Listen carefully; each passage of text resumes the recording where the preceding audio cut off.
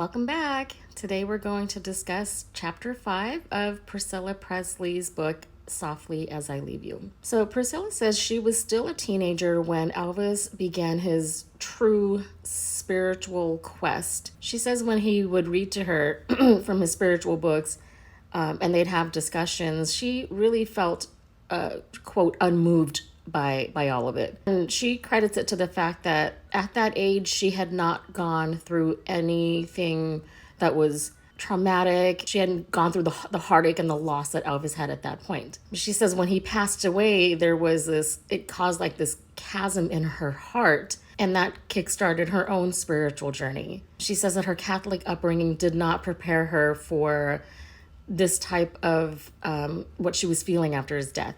Priscilla talks about how she would sometimes join Elvis when he would go visit the Self-Realization Fellowship's Mother Center located in the Hollywood Hills. And he loved going there to speak with the president.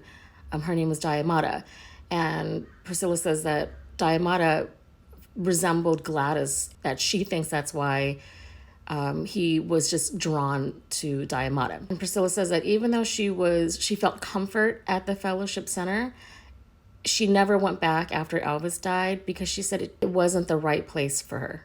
Priscilla was introduced to Scientology through John Travolta. He took her to the Scientology Celebrity Center and told her that Scientology wasn't so much about going to church more than it was about learning and helping yourself grow into life. He said the Church of Scientology would help teach her that, and she found comfort in that. So I'm not going to go into detail about the Church of Scientology, just for the sake of not having this video run too long. So I'm only going to share what is necessary in that, how it helped shape some of her decisions and actions. So Priscilla says that one process that Scientology uses to achieve freedom from trauma is called auditing. And she said it combines both elements of therapy and confession. And auditing relies heavily on a machine called an e-meter, and it's very similar, it sounds like, to a lie detector. So you get strapped in, and there's a needle on this machine that moves back and forth depending on your responses. So you have an auditor who will ask questions, and then will monitor the needle on the machine, and based off of your stress levels or whatever events are going on, the auditor makes you basically confront what's making the needle move or what events are troubling the Priscilla. She said one of the first times that auditing made her take accountability for her actions was when she was dating Robert Kardashian. She was getting bored with the relationship, and when another man asked her out, she accepted and she went out on this date. She felt pretty bad about it. And so through auditing, she was forced to confront what she did. And she ended up telling Robert about it. And she said it was never going to happen again. She said it was painful and awkward to have to confess to him, but that she felt much better afterward.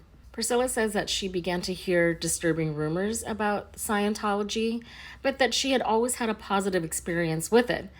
She also adds, though, that celebrities hold a special status in Scientology because of their influence and potential outreach to others. Soon after, she brought Lisa Marie into Scientology, and at first she said Lisa Marie was resistant, but eventually became or grew to be a believer and an advocate for Scientology. Priscilla says that raising Lisa Marie was a challenge, again describes her as strong-willed. She says that after Lisa Marie watched her dad Elvis perform, she realized that, how special Elvis was, and she realized that she was special too as his child. This kind of gave Lisa Marie a sense of entitlement. So she was bossy to everyone. She would say, "I'm Lisa Marie Presley. My dad is Elvis Presley, so watch it."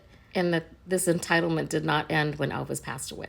Priscilla says she tried to talk to Lisa about, bragging that it wasn't good, but Lisa just she didn't understand. And Priscilla had even asked Lisa's teachers to only introduce her to the class as Lisa and not Lisa Presley. Priscilla said that keeping Lisa on a daily routine was challenging, was a struggle, because she was so used to getting what she wanted, or doing whatever she wanted to do at her dad's house. It was just hard to break her of that mentality. And even getting her to take a bath was a struggle. Priscilla says that the two also had a lot of fun, though, that they would go to Disneyland and Knott's Berry Farm and wear disguises to where they wouldn't be recognized. Priscilla says when Lisa Marie was 10 years old, Priscilla realized that Lisa was musically talented, but she didn't really want to talk about it too much because she knew that Lisa, if she went into the music business, she would always be compared to her father. On June 26, 1979, Vernon Presley, Elvis's dad, passed away from a heart attack. He was 63 years old. When Elvis had passed away, he had left Graceland to Vernon. And before Vernon passed away, he told Priscilla that he had named her as the next trustee. And according to Priscilla, Vernon had told her, I'm going to quote here, I trust you, Elvis loved you, and left it to me. I'm leaving it to you, end quote. Priscilla says soon after she took over Graceland, she quickly learned that the estate was just bleeding money and that only $500,000 of Lisa's inheritance was left. And that was dwindling because they had expenses to pay still, the staff, maintenance for Graceland. So she spoke with the accountant and the attorney, and the accountant, who had never met Elvis, recommended to sell Graceland. And Priscilla said, that is not going to happen. Absolutely no way. And she noted that, this was Lisa Marie's childhood home, not to mention that Elvis and Gladys and Vernon were buried there. She eventually ended up speaking with a man by the name of Morgan Maxfield. He was the man who pioneered building gas stations next to freeway exits and made a fortune doing so. And he had come up with some solutions on how to save Graceland. But unfortunately, he had tragically passed away in a plane crash before anything was materialized. So she then approached Morgan's business partner, Jack Sodan. He was familiar with Morgan's plans, but he was reluctant to really go into this partnership with Priscilla just because he had no experience turning a private residence into a public entity. But he eventually agreed to help. Because Graceland was in such great shape, little was needed to be done to prepare it for the opening. And Priscilla says she also made sure that the family was kept on staff, the same staff, just like Elvis had wanted or Elvis had done. And she made the decision to close off the upstairs where Elvis's bedroom, Lisa's bedroom, the office was, because she knew that that was Elvis's sanctuary and that he wouldn't want people traipsing through such a personal space. Priscilla says that the opening was a huge success, and after a month, they were able to pay back expenses and start turning a profit. Here's something interesting that she says in this chapter, and I'm gonna quote it. So she says, quote, "By saving Elvis's home, I had saved my home as well," end quote. And that got me thinking, when she says it saved my home, is she referring to Graceland as her own home, like her own personal home? Or she's saying that it helped save her home in Los Angeles too?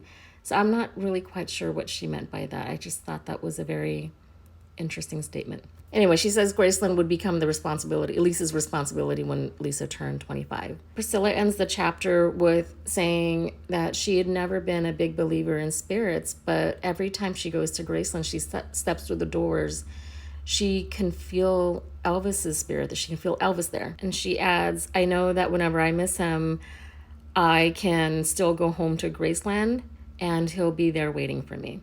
All right, that does it for chapter 5. Stay tuned for chapter 6. This is a big chapter. It's the one where she talks about her relationship with Michael Edwards and her version of what happened between Michael Edwards and Lisa Marie Presley. See you then.